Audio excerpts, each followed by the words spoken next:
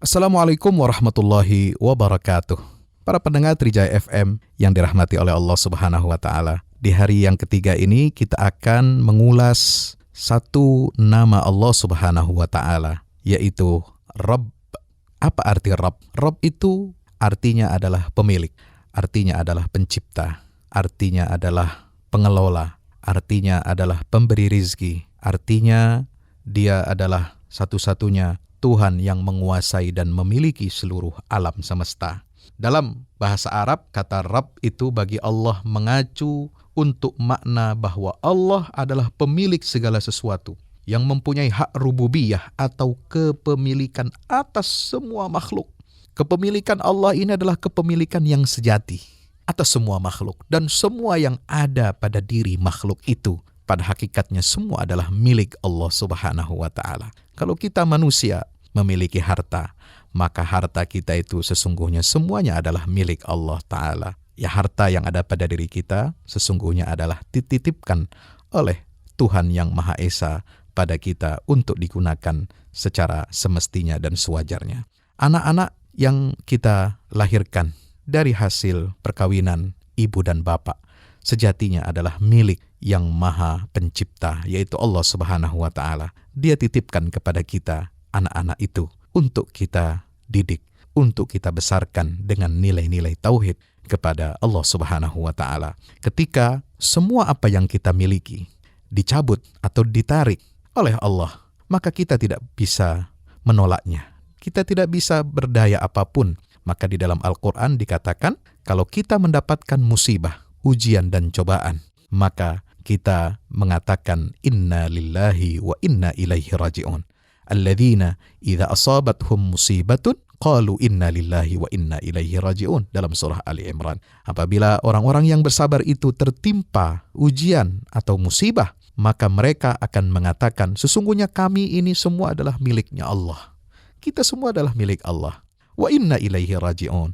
Dan kita semua akan kembali kepada Allah Subhanahu wa ta'ala. Maka Allah adalah Rabb yang sejati, pemilik sejati dari semua pemilik. Itu adalah raja dari semua raja dan kerajaan. Dialah Allah Subhanahu wa ta'ala. Dia adalah pengelola, pengasuh, pemelihara yang memberikan nikmat kepada seluruh makhluk dan hamba-Nya. Para pendengar Trijaya FM yang dirahmati Allah, bagaimana Allah mensifati dirinya di dalam Al-Quran? Allah memuji dirinya sebagai Tuhan semesta alam. Dalam surah Al-Fatihah ayat 2, kita selalu menyatakan berikrar kepada Allah, Alhamdulillahi Rabbil Alamin. Segala puji bagi Allah, Tuhan semesta alam.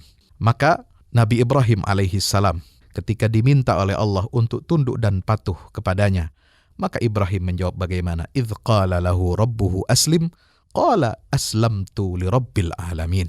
Ketika Allah mengatakan kepada Ibrahim, wahai Ibrahim, tunduklah kepadaku. Maka Ibrahim menjawab, aku tunduk patuh kepada Tuhan semesta alam. Subhanallah.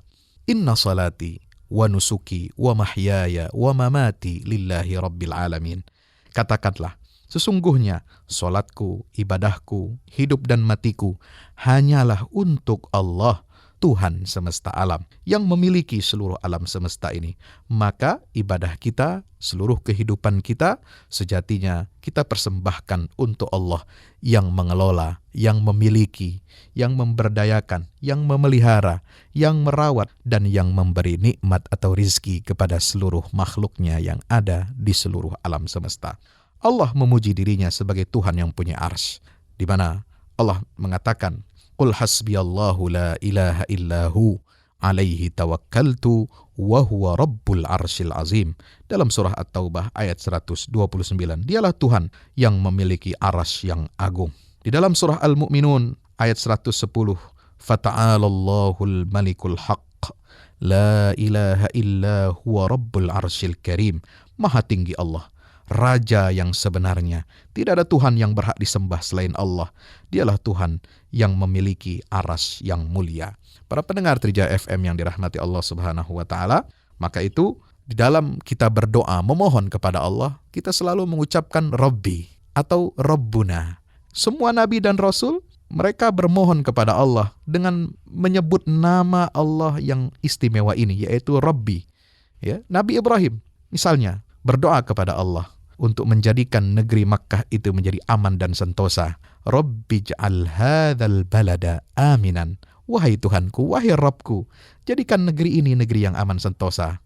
Kemudian Nabi Musa juga berdoa kepada Allah Subhanahu wa taala, di mana Rabbighfirli wa li akhi wa adkhilna bi rahmatika fi ibadikas shalihin. Nabi Nuh juga berdoa agar dia menyelamatkan anaknya atau putranya yang membangkang. Rabbi innabni min ahli. Wahai Rabbku, sungguh anakku itu termasuk keluargaku. Dan yang terakhir, doa Nabi Yusuf ketika dia berdoa kepada Tuhannya, Rabbi qad ataitani minal mulk wa 'allamtani min ta'wilil ahadits. Wahai Tuhanku, sungguh Engkau telah menganugerahkan kepadaku sebagian kerajaan dan mengajarkan kepadaku sebagian arti mimpi. Para pendengar TJFM yang dirahmati Allah, mudah-mudahan kita menyebut asma Allah Rabb ini dengan senantiasa merendahkan hati kita, merendahkan diri kita di hadapan Allah, Sang Maha Pencipta, pemilik seluruh kekuasaan dan kerajaan. Saya, Fahmi Salim, dari Majelis Ulama Indonesia, menghaturkan jazakumullahu khairan. Wassalamualaikum warahmatullahi wabarakatuh.